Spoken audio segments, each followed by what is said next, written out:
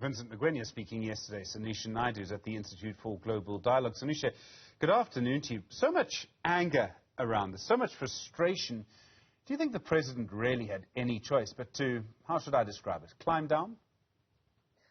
Good afternoon, Stephen. Good afternoon to the viewers. I think absolutely not. I think he actually created himself a serious mess because, this was something that was debated in terms of whether or not he should go ahead and approve this amendments to the ministerial handbook in terms of the perks that we saw being reported. And then, of course, he gets himself into an entanglement because there's a public outcry over added benefits for the ministers and deputy ministers and, of course, other officials within the purview of this handbook. And then, of course, he says he's ordered it to be stopped. It shouldn't have happened in the first place. There's so much to it. So you had ministers complaining about the bill. So this change came from somewhere. And it came clearly from ministers and deputy ministers who, as they saw it, were frustrated at the payments that they had to make. One of them even complained that, he had to pay 10,000 rand a month for medical aid. Of course, that leads to other questions. Do you think ministers get it? I mean, do you think they understand what's happening in the country? Well, considering what they are saying, it looks like they don't get it, and it looks like they're completely disconnected from what's happening around them.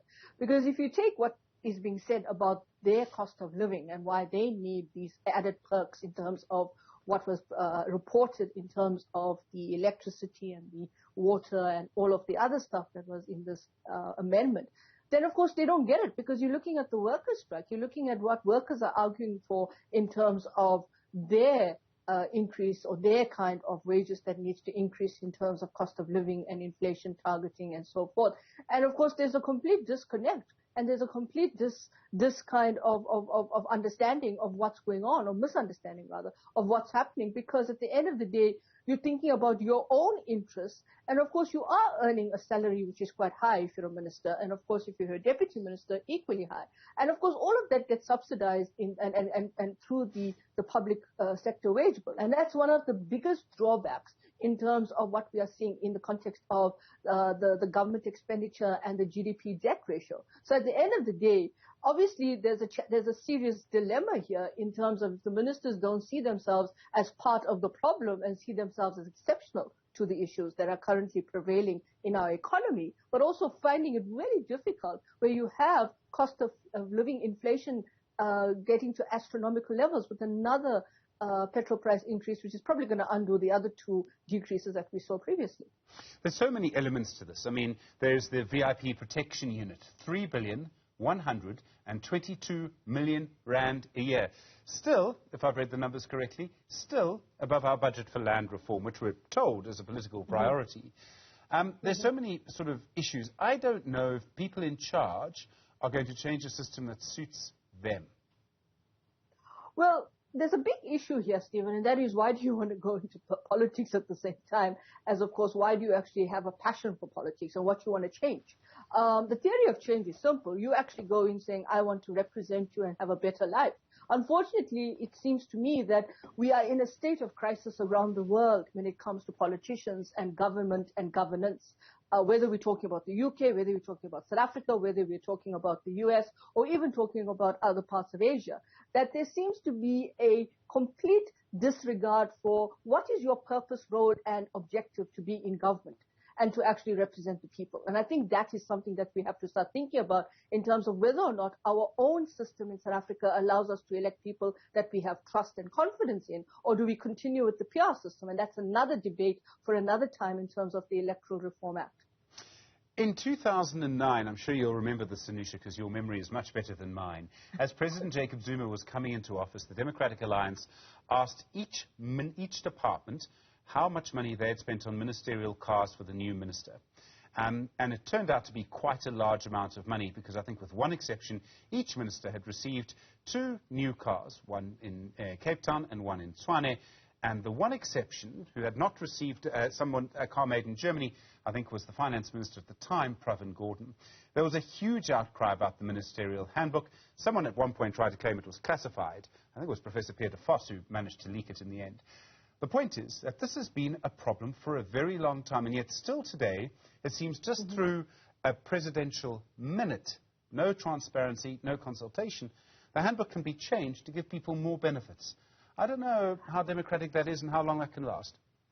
Yeah, I mean, I think this notion that suddenly you have this handbook which needs to be classified and then it gets leaked, and then, of course, you had this whole dynamic around the fact that the handbook then creates a kind of privileged status of ministers, rather, and what their kind of perks should be in the context of what it is that they are entitled to because they're serving the interest of the people. But in the public interest, this handbook has become a complete misnomer. It has become a destructive kind of way in which it kind of creates the inequality. We talk about inequality. We talk about poverty alleviation. I mean, the president even spoke about dealing with, coming through his presidency of actually dealing with issues like how much of money goes into the state coffers and an expenditure that can actually be reversed. I mean, you talk about 2009 and the day asking for this kind of audit of how many cars each of the ministers got. Stephen, you and I have been to State of the Nation many a time. We just got to look at all the cars that park in the parliamentary precinct. We look at all the cars that come in and out. That alone gives you a kind of approximate estimate around the fact that how much money we're spending on these perks. It seems to me that this very small, I mean, in a way this is a small story. It's a big story in lots of ways, but it's also a small story. Mm-hmm. But it doesn't reveal a weakness around President Ramaphosa. I'm sure that it was ministers who demanded the change. He gave it to them. There was outrage, and then he climbed down. Does this reveal political weakness in some way? I mean, to me personally, and my own personal opinion, is that if the ministers demanded it, he is the head of state. He can actually decide, if he can, that he's not going to actually entertain it. Unless there was a compromise somewhere along the line, and if we are privy to whatever those negotiations were in terms of these amendments that we now see being recalled or ordered to be stopped, quote unquote, then of course we got to ask ourselves how much more was there in the demand or in the initial kind of negotiations around how much they wanted in terms of that, and was this the compromise that we saw?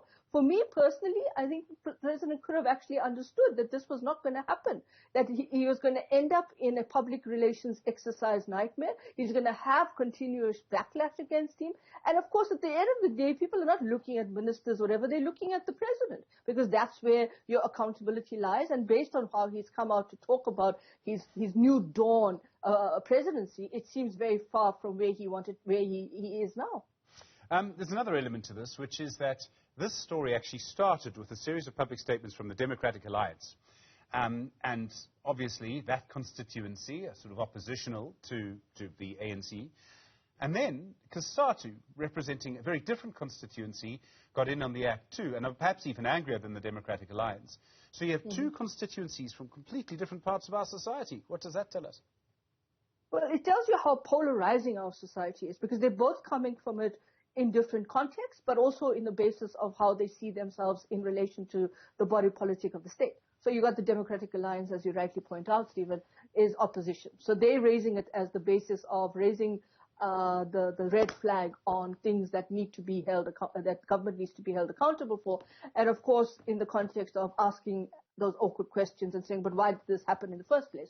On the side of COSATU, it's labor. I mentioned this earlier, that in the current context and climate of where labor is demanding for increase and looking at their 3-year wage negotiations and how they need to improve their salaries for their workers, then of course they're raising it in that context. But I think there's another layer here as well, is that at the end of the day, it doesn't only apply, and I want to make this statement on the basis of the fact that it doesn't only apply to what ministers are asking for in the context of big perks in the context of our economic and socio-economic climate, but it's also in the private sector. If you look at those earnings that happen there, if you look at labor brokers, and even if you look at shop stewards in the labor movement themselves, how much of their money comes from the workers and in terms of subs and so forth. So it's quite a bigger, it may be a contextual story in the context of the fact that government expenditure is just so much that it's basically spilling over into what could be